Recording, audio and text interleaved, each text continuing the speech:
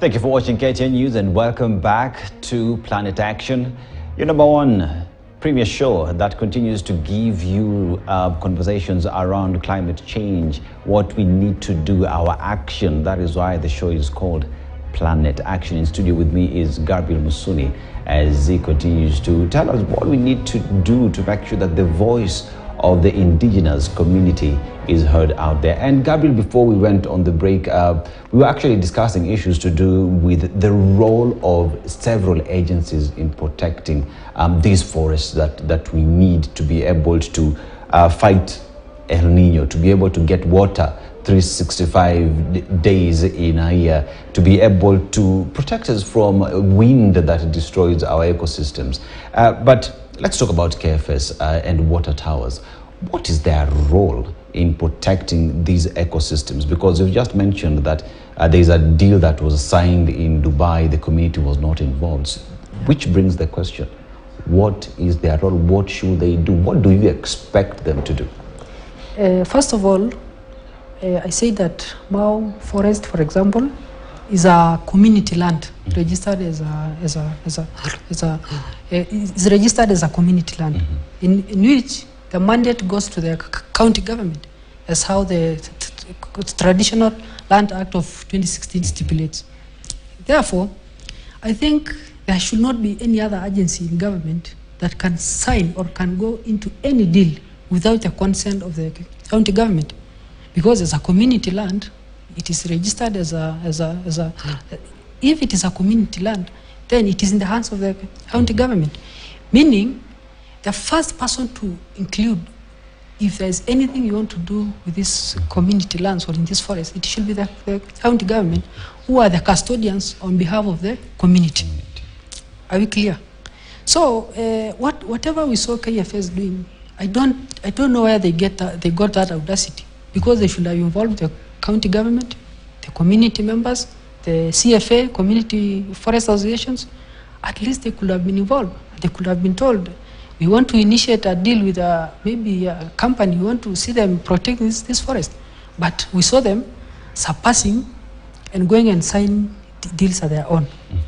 Also, sometimes back, we saw KFA, Kenya Water Tower Agency, coming, erecting boundaries, signing also carbon deals, and they are not involving the community, and which is so unfortunate, because the community have been living in the place, they have been protecting the place, and also it doesn't mean that they should have exclusive right to the forest, but at least anything they want to do, they should involve the community. Like now, for example, Kenya Water Tower Agencies, these water towers that are coming, it has existed even before independence, and these communities have been living there since independence. If they didn't understand, they could have destroyed these water towers. So I think they should have been involved.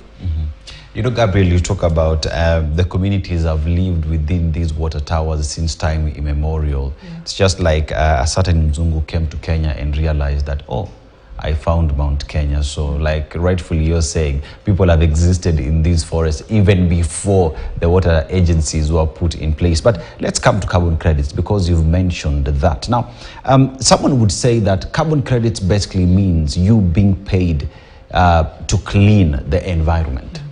But you're also giving someone the right to continue emitting emissions. So in this subject on carbon credits and the monies involved, is it an equal measure that as Kenya we're being asked to, the government is pushing to plant 15 billion trees, but in other places they are working so hard to emit even more because they can pay Kenyans around 20 billion shillings to clean the environment? I think the issue with carbon credit, I think it's like a way balance. We should put this on a way balance. That like those multi-agencies company or Western countries or Middle East countries, how much are they paying as carbon credit? And how much amount of gas are they emitting? Does they correspond? Is this money enough to compensate the damage they are bringing to the ozone layer? I think that's where we missed the point. What happened is, whatever we are receiving, I think is just tokens. It's just some small tokens. Pocket change. Pocket change, giving them exclusive right to emit as much amount of gas they want. So I think the discussion that we should have even taken the center stage in COP27 is, before we initiate the issue with carbon credit, is the amount of money we are paying enough for the emissions or the damage we are bringing to the ecosystem? Is it enough? Also, to this issue of community that are this issue of planting trees, I think we should also introduce like this issue of carbon credit. How much amount of money are we receiving as carbon credit as a country? Does it correspond with the number of trees we are planting? I think that's also where we are missing the point. And also, before we initiate this issue of carbon credit, I think there should be austerity measure. There should be some kind of honesty, some kind of accountability. We should see how much will it go to the community, how much will it go to the government as tax, and how many should we go as organizations. Because right now, we have so many organizations that are coming up in place in the expense of these communities, even denying them access to their lands, denying them rights to their lands. And these communities, these organizations are minting this money in the expense of these communities. So there has been there's some brokerage between these multinational agencies emitting ozone layer and some kind of organizations in Kenya that are now taking the advantage of this community, like even in most of the semi-arid areas, like northern Kenya, like even some parts of where you came from. You see that people are denied access to their land, people are denied use of their land, in the expense that we want you people, we are paying carbon, we want you people, and this is like, there has been private, public-private deal on the amount of on this issue of carbon credit. So I think we should have a honest conversation, because if we are not careful, this issue of carbon credit is coming as neo-colonialism. It's another new colonialism of the 21st century. Now, Gabriel, thank you. We talk about carbon credits so much that it is one of the big subjects at COP28 as we speak today. Now, you say that Mau Forest is community land. It is entrusted within the county government. But we also go back to the county government and realize that even that county government does not have a policy surrounding carbon credits, leave alone even the county government. Kenya as a republic, we do not have a policy that tells us how we are going to measure carbon credits and how much we deserve to get. So even when you're being given the pocket change, you're saying it is because someone somewhere knows that there is nothing binding in Kenya. So as we're having this conversation, what is the role and the responsibility of this government and our counties that are sole custodians of these ecosystems to finally sit and do that which is right? Because without policies in place, this conversation, carbon credits, will continue being, as many would say, stories are jabber. No one will really be keen in making sure that we get rightfully what belongs to us. So even as we go to COP, conversations around COP, around carbon credits, how should it be approached from a policy perspective? I think in my understanding, where we are missing the point is we are not really involving all the stakeholders. I think in the COP28, sorry, there should be a representative from the county government. And whatever achieved at the COP28 should trickle down to the county level.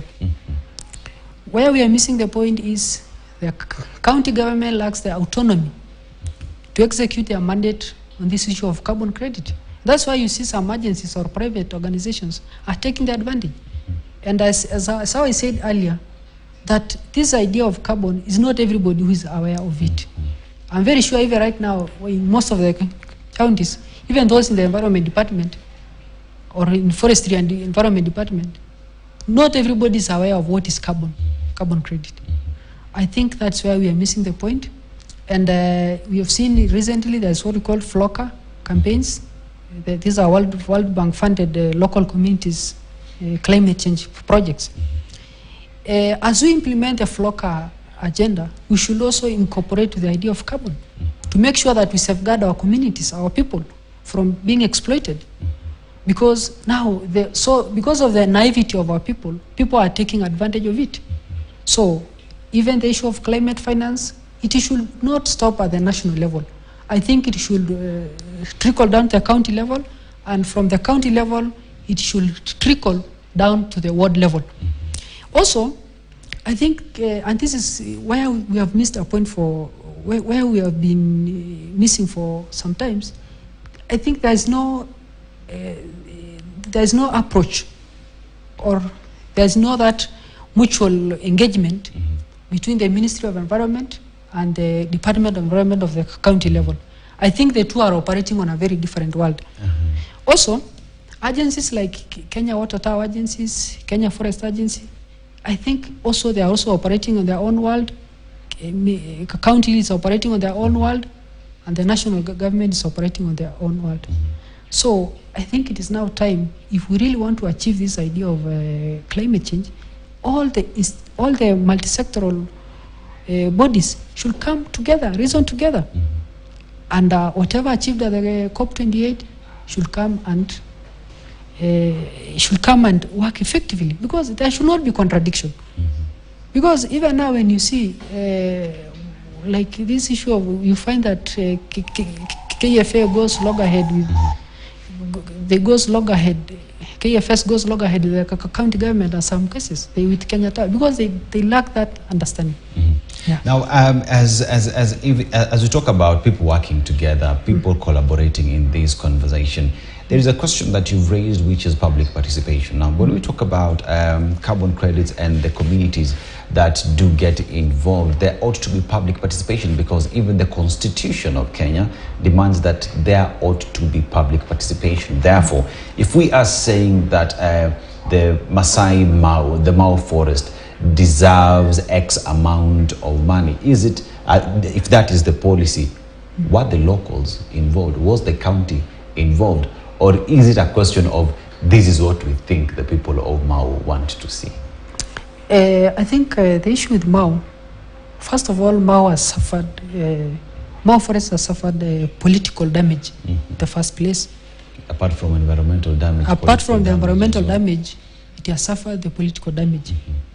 We have long used this issue of Mau as for political tool, as a political tool. And also, we are even using it as we are even using it as a credit to get even to the international level. So what I think should be done is that if we really want if we want to initiate anything in Mau, we should start at the bottom. We involve the communities, we involve the elected leaders, we involve the county government before it goes up to the national level. Because now, what we are seeing happening is the national government are coming to operate at their own way, county government are coming operating at their own way. There's no structured way in which there's no structured way in which we should protect this forest. Also, if you see now the leadership of the day, like the local leadership, maybe at some point they're afraid to confront this issue of Mau because of maybe political injury it will have. And also maybe it might contradict the interest of maybe someone else. So there has not been genuinity on this issue of Mau. So if we really want to achieve this, we should involve all the whatever, because now KFS are coming to operate at their own way, Kenya Water Tower agencies are coming to operate their own way, national government are operating at their own way, county government, most cases are left to remain silent on the issue, and which it goes against the law, because Mau, if it is registered as a community land, the first action should start from the county level, county government, before it even goes to the KFS. And finally, Gabriel, you are a young person. You belong from the indigenous community. Mau is your home. That is all you've known. Yeah. Now, your voice as a young person at COP28, and let's escalate that as your voice as an indigenous person going to COP28. When we get that declaration, the COP28, the Dubai declaration on what ought to be done, what do you want to be included in that fine print?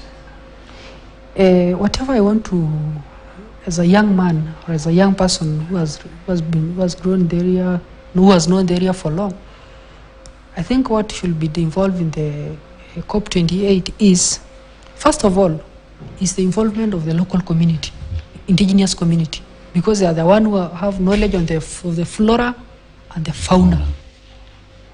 Also, it is the local community who has the understanding. Is the not even local community. I'm very sorry to use that term. The right term is indigenous community. It is the indigenous communities who has knowledge on the endangered species of trees. Like right now, we have the endangered species of trees that when we were young, we used to see them. Right now, we cannot see them. And maybe they play an important role in the ecosystem. So the first thing that we should see in the COP28 is involvement of the indigenous community in any climate-led actions. Another thing that maybe I want to see in that final declaration is what we call accountability and honesty of utmost level in matters climate finance. If it is all about climate finance, let those who deserve it, let them be given. Because if those who have protected the ecosystem for decades, why should we deny them climate finance? Also, another thing, what I really want to see is involvement of young people in their climate agenda. Because if you deliberately exclude young people from the climate agenda, who is going to push them to push it? So young people must be given a voice, must be included in this agenda. Also, what I really want to see is what we call is autonomy and self-reliance of the African countries, especially Kenya, and use of local ways in promoting climate agenda. That it is not unnecessary that we must always involve the West countries if we really want to protect our ecosystem. We have our own local capacity. We don't really need to create over-dependence in matters climate action, in mitigating climate change. It's just a matter of awareness, it's just a matter of goodwill, and a matter of public participation and multi-sectoral engagements. Thank you. Gabriel Musuni from Indigenous Youth Network says that before we go knocking to international doors to give us financing, that we need to first take the action that we local solutions to local problems, that everyone needs to be involved in this entire conversation on issues to do with climate change and the actions that are needed. Governments, county governments, to talk about the local communities, the youth, women, and even children in schools. The CBC has put that in their curriculum, that we all come together and address these issues. And as negotiators, those who are watching from Dubai, it is your responsibility to make sure that these issues are escalated all the way to the fine print that will be coming from Dubai in these COP28. My name is Dennis Aseto. Many thanks for keeping me company. Eric Latif will be coming after this with Newsline to give you the very latest at the top of the hour. Enjoy the rest of your viewing, and like I keep saying it, keep being green. Good evening.